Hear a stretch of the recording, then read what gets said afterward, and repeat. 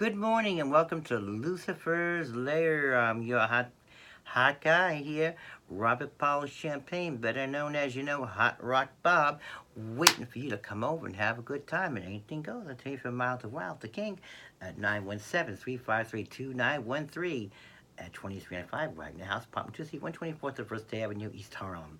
Okay, we're going to, subject I want to talk about that. I'm watching TV. If you're a gay man or a bi man, and you got a friend like Jack on Will and Grace, okay, and this guy continually is putting you down that you're fat and you're a lot better looking than he is, my advice to you is drop him like a hot cancer. Get rid of him. Because the more I see Jack, how he talks to Will, and it was comedy, but Will's much better looking. He's fat, he's this, he's that, and he's successful where Jack's not. And where Jack looks like an AIDS case, I mean, looks really bad. He's not appealing looking. He's got a beak nose. He's not attractive. So, if you got a friend like that, and you are a better looking man, get rid of him. And say you're a more macho gay, you can't say, but you look good, you got a good job, and you got a feminine guy like Jack who's really living on you, mooching on you, and all that kind of stuff, get rid of him. I had a guy like that, Richard Marino, and he looked like that. And he used to put me down, I'm heavy, the same thing like Will, oh, you're this, oh, why don't you, oh, you look like that. And then, how many times I want to, but I was cool about it, And then we went out. If I liked somebody, didn't Richard make moves to them like Jack does to Will on Will and Grace? Now Will can like somebody, doesn't Jack say that's my potential boyfriend? You taking my boyfriend and all this stuff? Okay, wait, okay. That's exactly what Richard Marino done to me, and I couldn't have a life. He took my bingo committee over. He took my dance committee over. He went to the bars where I like people, took over. I like Donnie Russo. I went to meet him. He took over. He, another thing, I had bike barber. I was getting my hair cut, and he's flirting with the bartender, the barber shop, dating the barbers. I didn't know. I had to give. I dropped the bartender. I dropped the barbers. I didn't want to go to barbers anymore. The Russian guy's very good looking. I dropped them. I mean, so life does imitate art. So if you ever see Will on TV, he was like Richard Marino. And he had torn sneakers, and my mother felt bad. True story. And we were going out, so she got a little bit of money because she was in a nursing home. And they gave her, I think, $100. Okay, $100, not a lot of money. And I had money, my rent. So we felt bad, and he's, oh, no, man, we were trying to get this, but, well, Richard, we can't. And I got these sneakers, his mother wouldn't, torn sneakers. She bought him sneakers. And what did Richard do?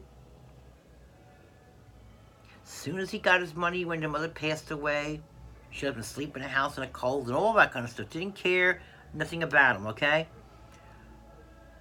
Acted like a big shot. Oh, I got money now, and I go here. Now, I used to go to Jersey, Passaic, New Jersey. Oh, you can't go. It's so expensive. It's this, that. Like Hard Rock, Nicky started getting this big, flexing his power and all this stuff. And then I talked to this one here. I talked to that one there. And I went to see this one in the Eagle's Nest. I said, okay, great. Okay, so we were cool. And that's exactly what Richard Marino was. I mean, he died of AIDS. He went to Brazil. Now, I think he went to a hospital. He's saying, quote, he claimed he went to in Brazil with this man living. But when I called the place up, it was on Facebook, I had the number. It was a hospice for HIV guys.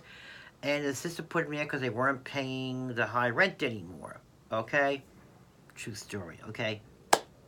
And I think of Richard Marino when I look at Jack on TV, and I always say, I call him fag, I'll kill you. And he acted just like that with the hop, skip, and the jump, and I would go in the street, strut with the bag, how to do, and he's just, I don't get it, So life does imitate art, people, and I did have I had somebody named Robert Fowler who lived on Christmas Street, and he was heavy set. Okay.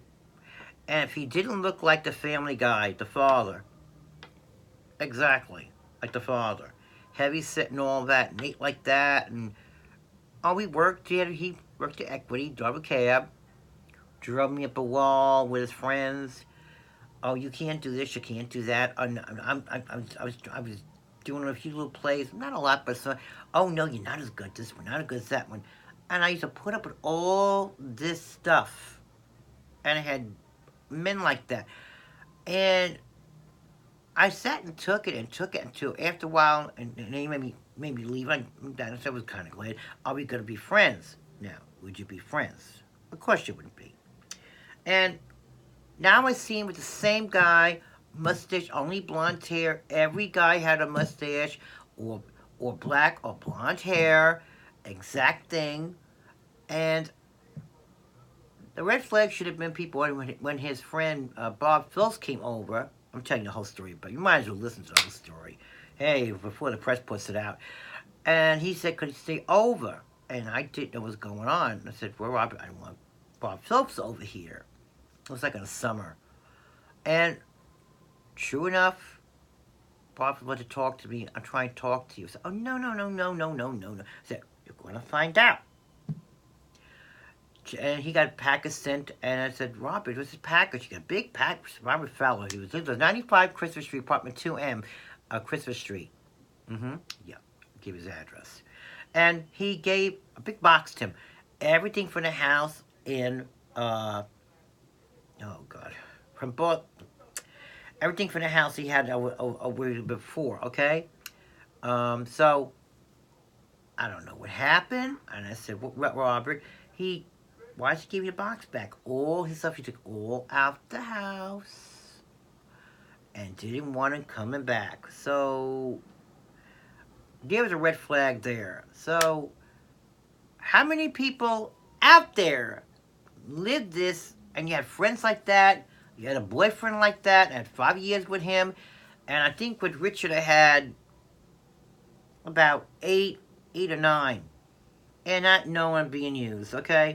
So that's why I like my, don't mind me. I like my YouTube. I feel safer than going to a bar. I could talk things out.